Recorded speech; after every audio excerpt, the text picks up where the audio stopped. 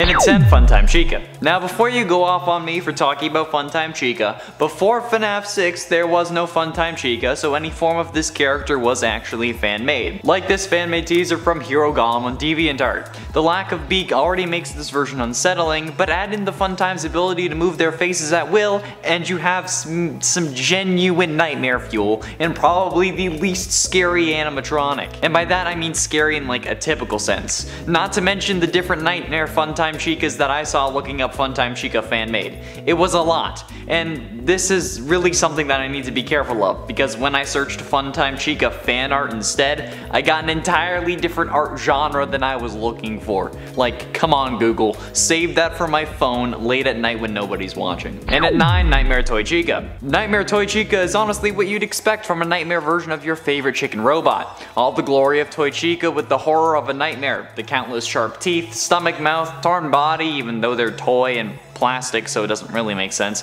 exposed endoskeleton, the works. And those without a beak are even worse than you'd expect. You'd expect that without the beak there would be less teeth, but no, in fact they have the same amount. And they're ready to bite your head off. If anyone was going to have caused the bite of 87, it would be Nightmare Toy Chica, and not just because of Toy Chica's Ultimate Custom Night Deathline.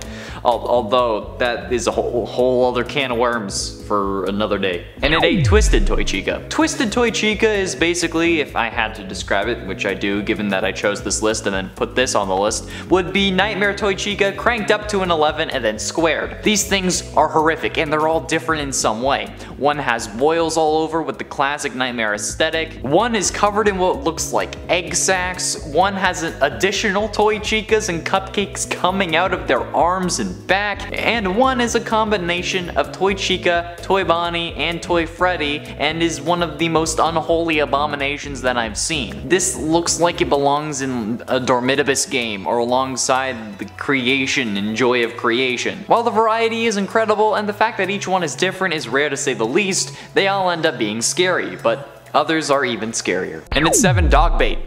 It was already a mystery as to how Afton managed to lure these kids away from their parents, even if it was with characters they trusted. It's a wonder why they didn't call it Stranger Danger or something similar. But thanks to Chica, and more importantly her high school years, we were able to get an answer. Afton manipulated the kids through their grief. For Chica, it was her dead dog, which we see multiple times, but get a solid answer for an Ultimate Custom Night during the intermissions for Toy Chica, the high school years, which sounds like a video someone put on the Orange YouTube, but after ensuring that we all knew Chica was 18 at the time.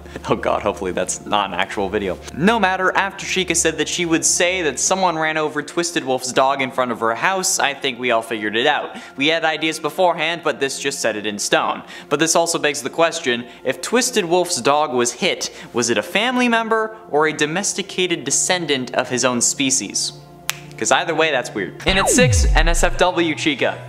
Yes. Now it's nighttime on my phone when nobody's watching. And while we're just showing tame or normal Chica for this number, the amount of not safe for work chickens I've seen would even make Colonel Sanders shake with fear.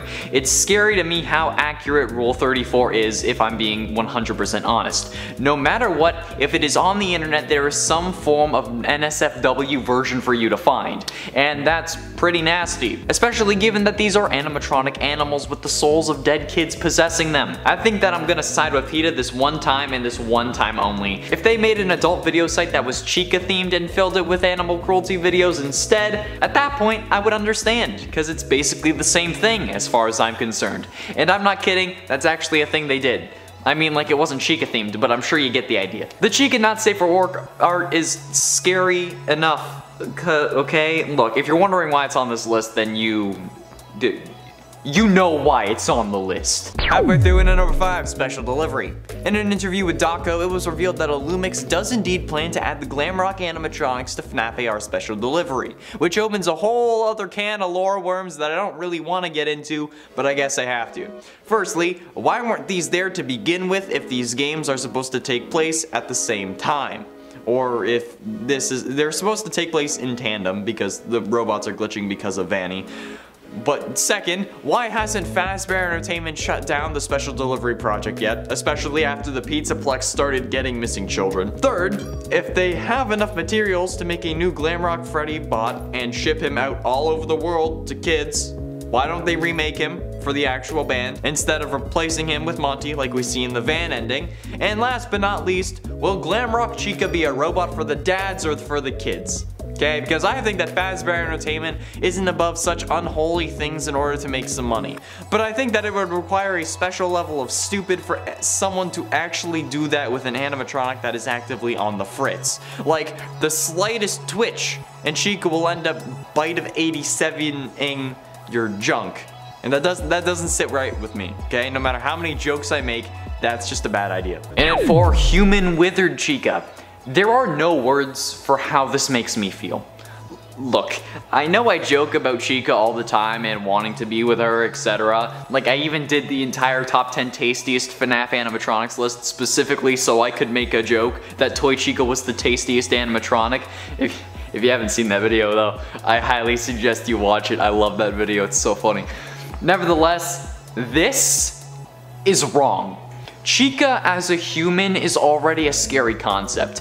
Add to that the withered version with veins coming out of the arms instead of wires and a blood-stained dress.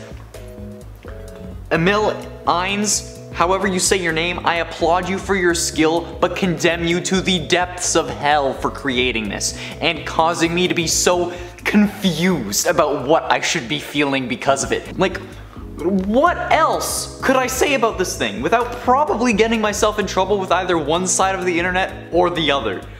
Like, there's no winning here. I don't know. Why? Getting close to the end, and in number 3, puppet stuffing. We as theorists have been running with the idea that William stuffed the bodies into the suits for 7 years. That in order to hide the bodies, William put them in the animatronics, and somehow the cops were too incompetent or were being paid off not to check them. But what if we were wrong? What if someone else had stuffed the animatronics? What if it was the puppet? I mean, this isn't a new idea. Map had suggested it when talking about FNAF 2 oh so long ago. In the Give Gifts Give Life minigame, we see the puppet giving presents to dead kids because it thinks they're sad. But when that doesn't work to liven their spirits, see what I did there? Instead, it gives them life. Only at this point do we see the animatronic heads of Freddy, Foxy, Bonnie, and Chica. And what about Golden Freddy, you ask? Well, he's there, but he only appears for a few frames after you put the final head on and gets quickly covered up by the Golden Freddy jump scare. So there we go. Does that settle it? Well, we can't say for certain. Since this is only 8-bit, we could assume that they're only displayed as dead kids because Scott wants the audience to understand that, and it also doesn't make sense that the puppet would hide the bodies, basically giving William an out, especially being the daughter of Henry and highly intelligent, at least for an animatronic possessed by a dead kid. Penultimately, in at number 2, Sinister Chica. One look at Sinister Chica and you'll understand why they're in the number 2 spot. Because they're going to make you number 2 your pants. Hailing from the unfinished fan game Sinister Turmoil universe, Sinister Chica was going to be one of the antagonists of that game. All the Sinister Turmoil animatronics are terrifying, and the fact that they are all terrifying makes them a staple on any of these lists at this point, once I discovered them in the last video. While we may have only gotten Sinister Turmoil sewers and a story demo instead of the full game, this is one of the reasons I'm happy that happened. Sorry developers, like I'm not hating on you in any way, but I know for a fact that this would have made me unable to sleep for weeks. After playing FNAF VR, I already have to dive into my blanket after turning off my bedroom light, and like, it's a good jump, okay? This would just make me collapse. The lights would go off and I'd fall to the floor. Like the slightest movement of a shadow and my sheets would go from red to brown. All because I don't want them to be red with my blood, okay? I have issues. Talking to my doctor. Not really. Finally, in at number 1, HAVOC Chica. Do I even need to explain? HAVOC Chica, aka Maria, is a HAVOC animatronic that hails from the Dormitivus universe. She is the HAVOC version of Chica, obviously, and is a failed attempt by the HAVOC puppet to give her spirit a physical form. While having the same color scheme as Chica, the two look nothing alike, aside from a face and beak. The mask HAVOC Chica wears has a good amount of damage done to it. Her right eye socket has grown in size, arcing upwards towards her feathers. The rest of her mask has small withering in a few places, mainly near her right eye socket and her forehead. She has no eyes at all, resulting in her being blind. Her jaw isn't directly connected to her head either, like Chica from FNAF 1. Instead, her jaw looks more like her withered counterpart. Her jaw has withering on the sides as well, and some towards the front. Her entire head is attached to a suitless limb segment, making her head stick out and away from her body, like you're seeing it now. It's grotesque and nauseating to look at. And before you ask, no, it's not because I took my meds without having breakfast, although that isn't helping. The bus ride getting here was rough. There we have it, friends, the top 10 scary FNAF alternate fan versions of Chica. What versions of Chica are the scariest to you, and what animatronic should we cover fan versions of next? Be sure you let me know down below. I myself was in the 10th grade when the game first came out, so I'm used to these animatronics, so this is a nice refresher. We even used the game as part of an inspiration for a drama presentation, but since he didn't know about the game, we got my friend Noah to play it in the library while we were researching for this presentation, and he actually screamed right in the middle of the library, and then our teacher told us to shut it off after that. It was great. I miss that sometimes. You're welcome, Noah. In a 10 fitness icon. Chica's Mazercise is a way to keep kids active and healthy while also giving them an excuse to eat more of the Pizzaplex's junk, which is honestly an incredible marketing ploy, so good on Fazbear Entertainment and Scott for thinking about that one. However, it also serves as a way to get all the FNAF snobs off his back when they ask how Chica lost all that weight. Because apparently animatronics need active ways to lose weight, and it's important to the lore of the story.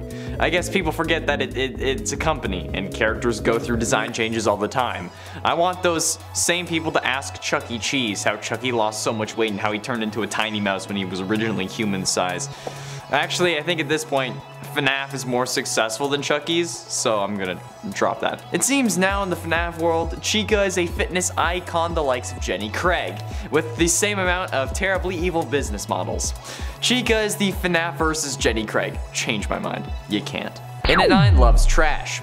Chica loves trash. Now, this could mean one of many things, honestly. It means that she could love garbage, or reality TV, or me, or our YouTube content, but in this case it means the former. Chica loves to eat trash, as in garbage, which is certainly interesting when she has a whole thing about being fit and keeping herself in shape like we just talked about with her whole Mazercise thing, but I guess it's just that like she's literally any Instagram model ever. Next thing you know, Chica's gonna be sponsored by Fit Tea, but her fascination with trash is certainly interesting from a story standpoint as well. Why does she all of a sudden love to eat trash when we know that her character loves pizza instead? My theory is that it's probably due to Afton and him being in control, since these robots are in a way an extension of him, so it would mean that Afton is trying to eat the trash to perhaps keep himself going or alive. I don't know. It's just a half-baked idea. A FNAF-baked idea. Man, that's a good name for a podcast. I keep coming up with good ones.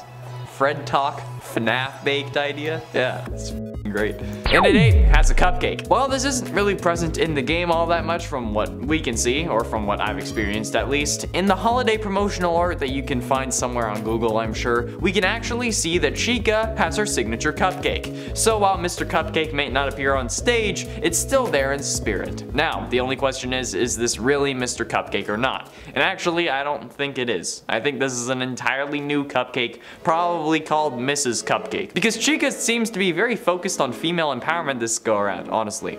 This is also because this time the cupcake's candle isn't blue, but rather pink. And the colors of blue and pink are most commonly associated with specific sexes. And in a game series where people were actually fighting about if there were two killers or not because one was slightly pinker than the other one, I think it's safe to say that a new candle color on an animatronic cupcake means a new animatronic cupcake. Like in at number 7, Monster Chica. The Monster Chica animatronic, like Monster Freddy from the alternate fan versions of Freddy list, is a simple edit of the Monster Rat animatronic from the Five Nights at Candy series, which technically, if you consider the Fazbear Fanverse initiative, is still actually kinda canon, but it's still fan-made and therefore belongs on this list. The edit mostly consists of making the character yellow, adding a cupcake, and then changing the snout to a beak, but this is still terrifying to say the least. And not to mention the bolts coming out of its body looking like spikes.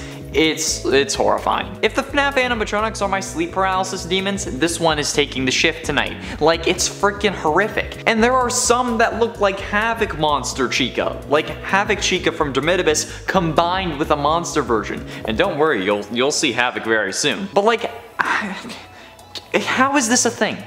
Why is this my life? I give myself nightmares for a living. Thank God for Canada's free healthcare, otherwise my multiple heart attacks from seeing these things would cost me literally my heart otherwise. Like, I would have to sell my organs. And I'm not Shrimply Pibbles, I can't just have a dong be my heart.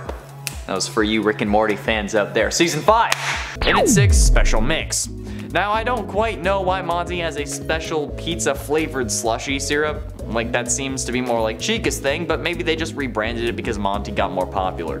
No matter the corporate reason, it still seems fairly ridiculous. Throw on the fact that it's green for one reason or another and you have some seriously questionable decisions. Not only by the company, but by any kid who would drink it willingly. But of course, with it being pizza flavored, it ends up drawing Chica's attention. And not only that, but it actually makes her freak out. Quote from another Lord duffel bag that we can find around the Pizzaplex: Chica report, errant behavior report. Chica's personality chip has always been a bit quirky, but the new pizza flavored Monty Mystery Mix slushy syrup has adverse effects on her programming. She has attacked patrons, employees, and staff bots for it. It is recommended that Monty Mystery Mix should be recalled before we are inundated with lawsuits, which in essence means overwhelmed with lawsuits. So it turns out that it's more Chica's special mix, if you catch my drift. Halfway through into number 5, high school years. Do the high school years for Toy Chica actually represent the original missing children along with Charlotte? That's a good question. The series of intermissions revolves around Toy Chica and her desire to be with many boys in her school, including Freddy, Toy Bonnie, Pig Patch, Twisted Foxy, the Puppet, and Funtime Foxy, not in that order. While these aren't the original 5 animatronics, there are certainly some considerations to make here. Freddy, Toy Bonnie, Funtime Foxy, and the Puppet are fairly obvious. They each represent at least a version of their animatronic, whereas Twisted Fox and Pig Patch can be harder to place. The Twisted Fox is actually kind of simple, with them being the outlier and the most deceptive, like Golden Freddy, which would leave Pig Patch to be Chica's representation, since after all, she is the protagonist, and pigs and chickens are both farm animals. But this could also just be a symbol of how Chica was the first victim, and has seen even the puppet get killed, cause you know, she has body parts in her bag of all the people she's loved. Since I'm sure Scott knew that that would be a confusing line, perhaps this is his way of clearing it up. And at 4, destroyed. Chica does end up getting destroyed at the end of the game.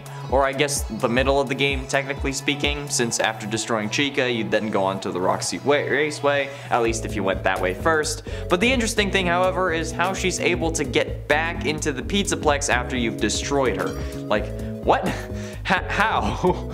I could hardly get over those rickety old rotten planks as like a 10-year-old kid, so how on earth could Chica manage it? Even after losing more weight from her casing being broken off. It just seems basically impossible, however somehow it happened. And I think that just goes to show how much these animatronics have improved since the first and even the second game. Because originally they had their set paths. They'd always go down the same side of the security office or always crawl into the same vents, which, well, a whole other can of worms since that kind of suggests that someone intentionally coded them to attack, isn't the case with these animatronics. They don't really have set instructions they follow, which makes them even more dangerous. Getting close to the end into number 3, FNAF Plus Chica. FNAF Plus is a fan recreation of the first FNAF game funded by Scott with the Fazbear Fanverse initiative, and will presumably be this timeline's version of the Fazbear franchise, since games like Five Nights at Candy's revolve around FNAF's history, and the joy of creation revolves around the game's history. FNAF Plus is meant to be a more intense and scary version of the first game, since a lot of fans complained about how the first one isn't scary anymore. But this version of Chica is messed up and all kinds of wrong. First of all, this version looks more like a little girl, which is going to cause a lot more messed up fan art, but also makes more sense given that she's possessed by the spirit of Susie who died while still as a kid. But the head proportions, and the fact that like it comes out like it has baby cheeks messes me up. Along with the fact that the puppet has a tuxedo and uses the candle as a top hat. What the hell? Like, I find that even creepier if I'm being honest. Like, I'm voice cracking, that's how bad this is. If you haven't watched these tapes, I suggest you do, because like you'll understand what I'm talking about. It also like looks like it would sound southern, you know? And it too hacked. We know from the get-go that these animatronics are being controlled by someone, but that's because of the trailers. Without those, we'd assume that the robots were instead just in their security mode like they had been in FNAF 2. However, when we do get the true ending, we learn that Afton was the one controlling these animatronics, and that he was the one who took over them when Vanny was bringing them down. So she didn't just like install any software on them or anything, she just had to deal with bringing them downstairs. Afton took control of them and then they went back up. The ultimate moment though is that when all 3 of these animatronics started coming at us while we were downstairs, and Freddy reveals that they're being controlled and have always been controlled by him, which puts a whole load of things the animatronics say about bringing you to your family into context, unless we aren't actually related to or intended to be related to Afton, in which case it kind of just makes everything else confusing. But like maybe it's like a forest kind of situation where Afton's recharge station is powered by an artifact that uses children as power, you know? Like in the forest and like the Timmy thing. If you've played the forest, you understand. If you haven't played the forest, you don't get it, but it's fine. But I think that would actually be an interesting crossover. Forest in FNAF? Wow. And finally, in number 1, gets repaired. We know that in the various endings, if the pizzeria is still standing, Chica does end up getting repaired, as do the various other animatronics. If you end up leaving through the loading docks and get the van ending, we see that Freddy gets replaced by Monty, and papers come out talking about the new face of Fazbear Entertainment, which makes absolutely no sense because he's a robot, just built a new one, but we can also see that all 3 animatronics are perfectly intact, no matter which ones you destroyed. So the animatronics you absolutely deck do end up getting repaired, which suggests that perhaps this was maybe an intentional thing, like maybe making a Super Freddy was in the plan, but they didn't expect him to have an actual conscience. Either way, after Security Breach, we know that Glamrock Chica, along with Roxy and Monty, are all fixed, and probably also repaired and rebuilt after the ending of Security Breach, unless the Pizzaplex above them also caved in, but we don't know the outcome of that exactly yet. It could have caved in, it might not have, it might still be standing. I don't know. In its 10 first, Chica was the first and has seen everything, at least according to Ultimate Custom Night, since one of Withered Chica's voice lines quite literally says, "I was the first, I have seen everything." I was the first, I have seen everything. Which does mostly suggest that Chica was the first victim in the series. However, it may also suggest that she was the first of the missing children, with another potential victim before her. This is really the question that we need to ask. Was Chica's line about being the first victim ever, or about being the first of the missing children? Because while yes, it's a spirit, it's still the spirit of a child who would exaggerate the phrase seeing everything, especially when William would most likely have developed his MO after his first kill, his MO being the whole dressing up like Spring Bonnie thing. And coming up with an excuse to lure a kid away would require more confidence than someone who hasn't killed anybody would normally have, at least with normal serial killers. So could we have been right all along that Charlotte was the first victim? And if that's true, does that point towards William's original motivation? And at 9, the Bite of 87. The Bite of 87 is a still long-held debate in the FNAF community. At first, some thought that Freddy had caused it due to the handprint on his head. Then we suspected Mangle, and then Fredbear. However, one contender we never expected was Chica. This is a fairly dismissed theory, but there is a line from Toy Chica in Ultimate Custom Night that states, "Where's my beak?" Lodged in your forehead, of course. Where's my beak? Lodged in your forehead, of course. It's important to note here that the Bite of 87 involves the character losing the frontal lobe of their brain to an animatronic bite. With the frontal lobe being at the forehead, this seems to indicate that perhaps Toy Chica is the one who caused said bite, especially when we know that FNAF 2 takes place in 1987 and there is no mention of a bite. This is also a reason why we thought that the culprit could be Mangle. There's also the issue of the hint that Scott gave MatPat and other theorists during one of MatPat's live streams. Why would Toy Chica be missing her beak? And maybe Scott answered that in this game, as he's known to do. And at 8, Hot Chicken Sandwich. Now I make quite a few jokes about the amount of unsafe for Virgin Mobile users Chica fan art there is, but was that intentional by Scott? I know this sounds crazy, but what was the point of making Chica thicker than Kim K eating a bowl of oatmeal in the second game? I mean, the game got so popular it warranted a sequel within 87 days, so why not reuse the same model instead of making one that would add to the increasingly hormonal fan art of the characters? What if it was to promote the game more? I mean, in a way, not safe for work fan art is a form of advertising, with these character drawings being shared across plenty of subreddits rather than just one specific to FNAF, and all over Imager with more tags like furry and whatnot. So could the slim thickening of Chica be an intentional game choice by Scott to get more foul fouls into the series? Like what I did there? I have no idea, but I mean the latest game was called Fury's Rage, and Scott even felt the need to point out that it was not Furry's Rage, plus the slim version of Chica has become the more used one, with Funtime and Glamrock Chica both using that same silhouette, so who knows? I think we all do. Let's go somewhere more private. And at 7, Chica Feeding Frenzy.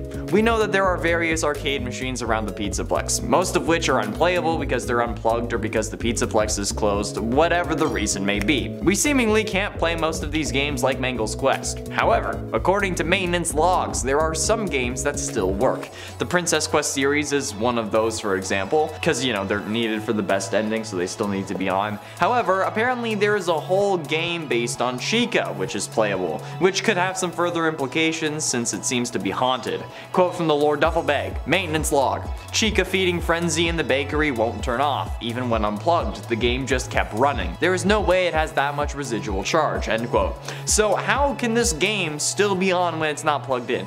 Seems pretty absurd to me. And with games like Mangle's Quest being present, it only makes me think, is there a secret 7th ending a la the Happiest Day minigame that we can only access by playing all these additional arcade games? And at 6, Fruity Maze.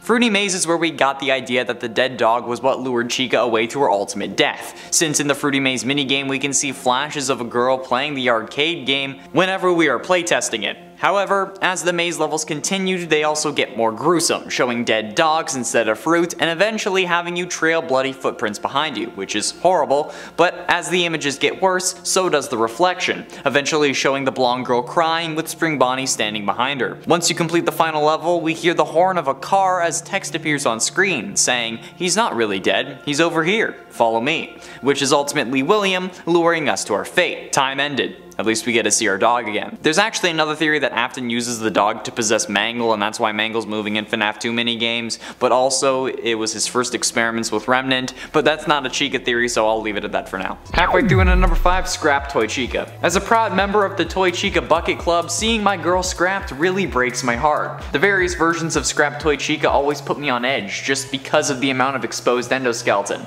These are damn creepy. No matter what, whether it be slightly destroyed, very destroyed, or hell even the withered Scrap Chica, it doesn't make me happy to look at it. I mean, this video was already going to make my history questionable to say the least, but this just makes me sad. There isn't really much else to say. It's Scrap Toy Chica, it's what you'd expect. Picture the Glam Rock Chica teaser image with her destroyed, but it's Toy Chica, and then boom, you got Scrap Toy Chica. And at 4, Shadow Chica. One question a few people have had since FNAF 2 is, where is Shadow Chica? Why doesn't Chica have a shadow animatronic? Some consider this proof that these shadowy figures are works of the Springlock versions of Freddy and Bonnie, since it's in essence the only thing that these two characters have in common, and it would explain why there's no Chica variant of the Shadows. But it doesn't explain Shadow Dee Dee from Ultimate Custom Night. I mean, I guess it's possible that the shadow animatronics are Springlock victims or spirits kicked out of the various suits, but where could a possible Shadow Chica be? What if Shadow Chica is actually contained in the Cupcake? Chica's Cupcake has been confirmed to be an entirely separate animatronic, at least until Illumix comes out saying those fast facts aren't canon. But until that point, the reason for no Shadow Chica could just be that it had somewhere to go. Bonnie and Freddy don't have another animatronic, only a guitar and a microphone, and that wouldn't be enough for the spirit of a spring-locking victim or even one of Afton's victims. So could the fan named Carl the Cupcake be the secret Shadow Chica that we've been looking for? Getting close to the end, and number 3, Can't Sing. Originally, without a guitar, we assumed that Chica was the backup singer for the Fazbear Band. But recently, this chicken started shredding that bass harder than the waiter after they asked me to say when with the freshly shredded Parmesan. The reason they gave Chica the guitar that I actually find absolutely hilarious. After saving Freddy from parts and service, we learned that each animatronic has their own upgrade that you can steal and install into Freddy. But Chica's isn't really an upgrade, it's rather an error. See, they wanted her to be able to sing with Freddy, but the voice box they used was so horrible and so grating that it actually caused the other animatronics to malfunction and caused some audience members to have bleeding coming from their ears or maybe even go deaf. So we end up using this to our advantage by using it as a way to stun and shoo the animatronics, but since this was so bad, they instead just gave Chica a guitar, and that's pretty damn fun. Penultimately, and at number 2, Funtime Chica. The existence of Funtime Chica was something many poultry enthusiasts were excited for during the lead up to Sister Location's release. However, much to the dismay of some very not safe for work Reddit pages, there was no Funtime Chica. Where was she? Well, thanks to some code searching on the Scott Games website, we found our answer. Funtime Chica was simply rented out. To where? A new and unheard of location called Chica's Party World. This was easy to work out using maintenance logs and a slightly abbreviated form of this new restaurant. Whether it was new or had just been acquired, that explains where Funtime Chica was. And it was just a theory until Ultimate Custom Night came out that gave us a real canon version of Funtime Chica. But I have to be honest, the fan-made version without the beak was cooler in my opinion. However, that whole game does take place in Afton's brain while he's in a coma, so maybe it's not a real animatronic. Finally, in at number 1, SUSIE. This is again all but confirmed at this point, basically being considered canon by basically everyone. However, it's still just a theory, at least until Scott confirms it. So let's humor ourselves, shall we? Who is the one possessing Chica? Most assume it to be a young blonde girl named Susie, thanks to FNAF 3 and FNAF 6 as well as the Fruity Maze minigame. FNAF 3's ending features the heads of the original 4 or 5 animatronics, depending on what ending you get, laying on the ground with lights either on or off in their heads, again depending on what ending you get. However, the placement of the heads is something to take note of, since the FNAF 6 Lorekeeper ending features the gravestone picture that also has a similar placement to the heads, with one remaining mysterious and away from the others, that is representing Golden Freddy behind the grass, and Cassidy, the whole shebang. The other graves go as follows: Gabriel, Fritz, Susie, and Jeremy, and the animatronic heads go Freddy, Foxy, Chica, Bonnie. And since the girl name and the girl animatronic are in the same place, we feel like it's pretty solid. Plus Susie in the books is described as blonde, and the blonde girl in Fruity Maze is like the only other blonde girl we see aside from Elizabeth, but she's in Baby and we already know that. Boom!